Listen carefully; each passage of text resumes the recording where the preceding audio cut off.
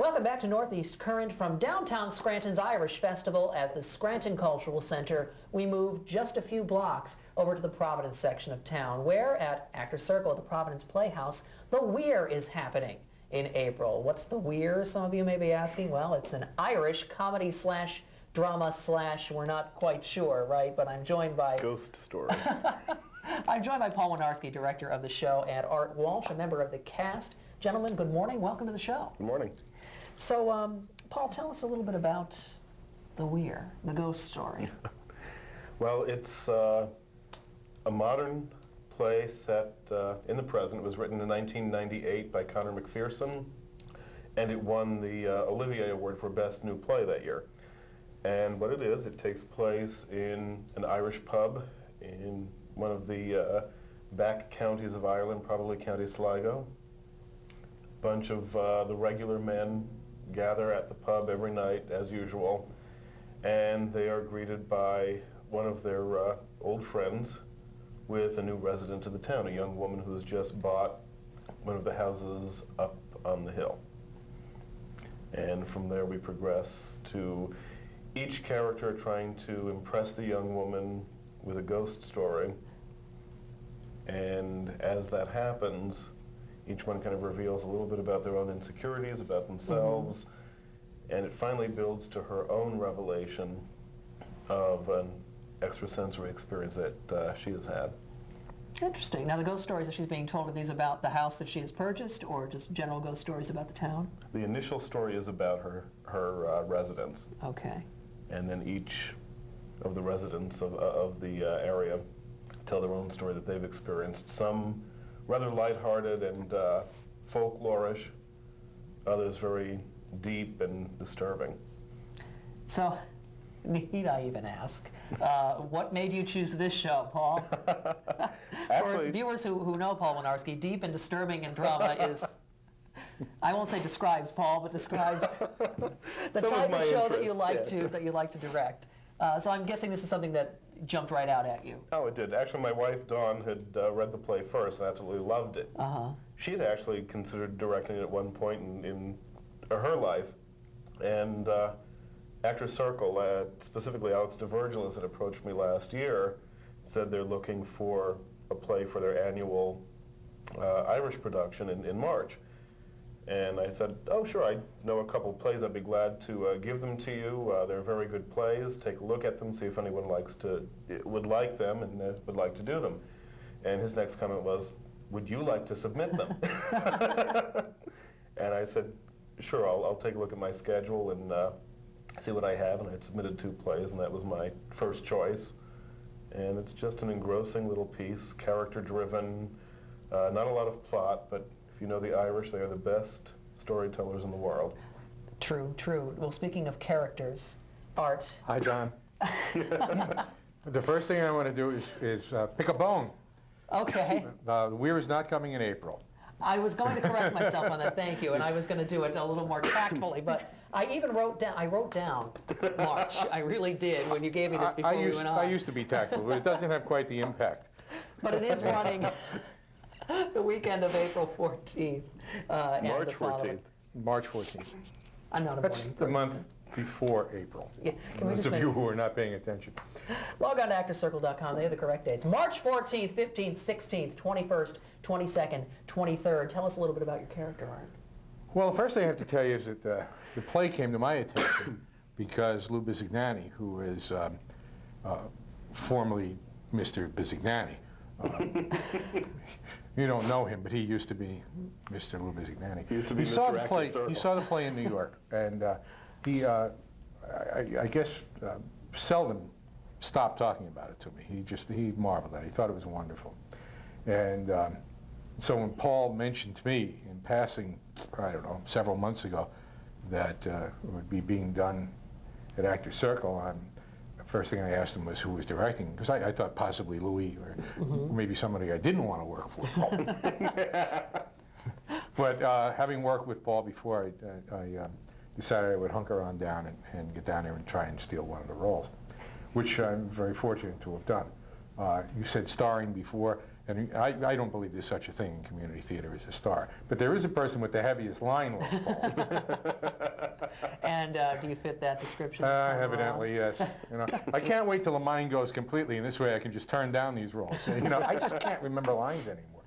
But Jack, who's the character that I play, is a character. He truly is.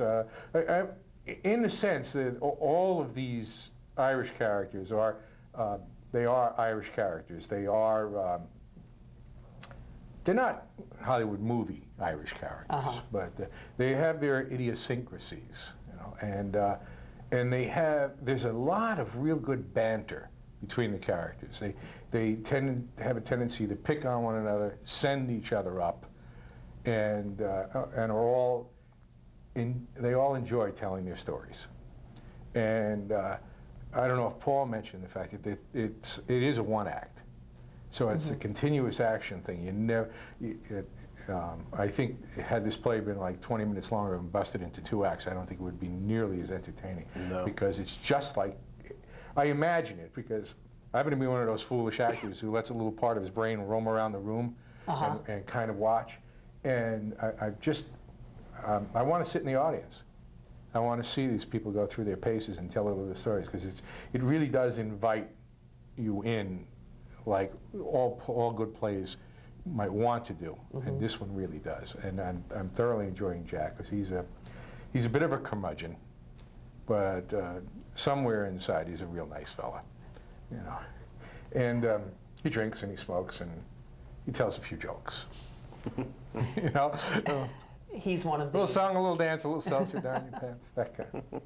He's one of the storytellers, right? Yes. And yes, what's his story, in a nutshell, without giving too much away? Well, he gets to tell the first story, which is about the house that the young lady has purchased, and about the history of it, and the fact that it's built in a place that may have interfered with the normal route of the fairies. And there is some connection, of course, to the Weir. The Weir is a Gaelic word for dam, or flood control, just managing a river, like levees or dams, that type of thing. And it really is. There's a lot of camaraderie. You do get history of the town. I mean, when you're done, you really feel like you know these people. You really do, because it's written in such a way that it's not just presentation of the characters. You know, it is written in a way that you get to know who they are, where they came from, how they got to be who they are. And in many of the cases of the characters, you get to see them become aware of who they are themselves, sometimes on levels that they never previously understood. It's really a wonderful piece. With writing as fluent as that and as in-depth as that, do you find that it makes it easier to perform the role? In one sense, yes, but in another, because this is not this sort of Irish play. This is real Irish language, and it's difficult because it doesn't flow in any way like our idiom.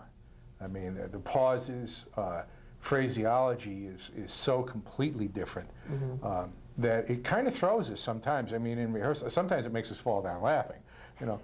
But it is difficult dialogue, because it doesn't follow a pattern that any of us are used to. It's almost like a foreign language, but enjoyable. They're it's very expressive. You say that about it. You'll hear things that you may not have heard before, and you will have no trouble understanding what they mean or what they're saying, just because of the way it's written. But as an actor, it's difficult to pull words together in a sentence structure that you're not familiar with. That you're not used to putting together. Yes, absolutely, yeah, absolutely. Sense. But under Paul's deft hand, I think we're doing okay. We better, because tomorrow night, what tomorrow night? Where are we? Next week. What day of the week is this? It's Saturday. I did this show once before. I didn't know when it was then either. This is what happens when we get our Walsh out of bed early in the morning. I don't know what month it is. You don't know what day it is. Yes. They're going to be off book very soon, and that's what well, he's hopefully talking about. next Saturday, Thursday, when the show opens. For the preview, yes. This show will be airing the Saturday before we open, right? Yes. So, you're previewing, I didn't realize that, March the 13th. Yes. Okay. That's correct. Tell me a little bit about the rest of the cast. We've learned a lot about Art and I his should have done character. that. Some of them are friends of mine. We've Well, got a that's great why I'm cast. going to Paul for this. Wonderful cast. In addition to Art, we've got Alex DeVirgilis. We have... Now, Alex has not been on stage in a while, has he? No, he's kind of taken a little sabbatical for a few months, but he's back full force. Great. We've got Billy Joe Herbert. Also one who hasn't been on stage in a while. You're bringing some people out of retirement here. He did Picasso with me at Showcase in September. So He did. He's been back for But that a doesn't few count months. because he didn't originate the role. Well, Connie Sinavage Okay. and Sam Falbo. Interesting It's cast. a wonderful Sounds like little a cast. great group of little people. Tight group. And the interesting thing about them is this entire cast has known each other for years. Okay? Very few of them have actually acted together. that's true. Now, Connie's It is. acted with me, but I've never directed her. I've I've directed direct- Art before, and Art has directed her. Sam and I have known each other for a couple years, but have never acted together, or I've never directed him. Billy Joe and I have been in tons of shows for the past 15 years and have never worked as director-actor. Wow. So and Alex and I have been friends for a while, and we've never crossed paths professionally. I worked with Billy Joe the first show I ever did at Actors Circle. 6 Degrees of Separation. I haven't worked with him since. But I've seen a lot of work he's done. I've always been an admirer of his. Connie and I love her. I mean, and I'd love to direct her again. She's wonderful to work with. Sam Falbo, the first time I saw him, I think he was a 16-year-old kid. He just knocked me off my seat. He's I fabulous. taught Sam Fellow in high school. Okay. Okay, John. How do I feel? When I was a student teacher way back 100 years ago, I directed him in Lend Me a Tenor. Oh, he's wonderful. He really is. Yes. And He adds so much to the humor of the piece. Oh, he I does. mean, a lot of the lighthearted nature comes from Sam's character, and Sam nailed it at the audition. He nailed it.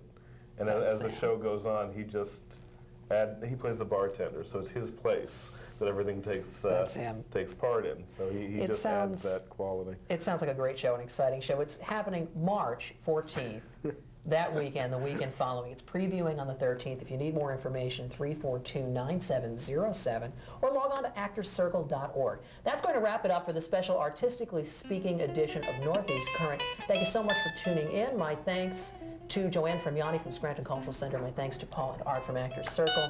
So until next time, keep the stage lights lit, the music playing, and let the artwork abound for all to see. I'm John Baldino, Artistically Speaking.